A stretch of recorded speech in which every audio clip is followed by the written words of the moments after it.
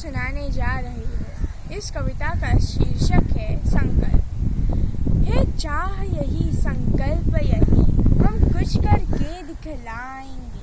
विद्यालय में शिक्षा पाकर हम आगे बढ़ते जाएंगे। जो लोग गरीब निराश्रित हैं, जिन पर न किसी की छाया है, हम उनको गले लगाएंगे, हम उन पर सुख बरसाएंगे।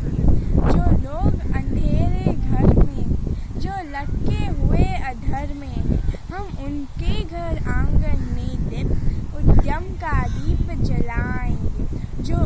जो लोग हार कर बैठे हैं, उम्मीद मार कर बैठे हैं, हम उनके बुझे चिरागों में फिर से नवजोत जलाएंगे। रुको मत, आगे बढ़ने दो, आज़ादी के परवानों।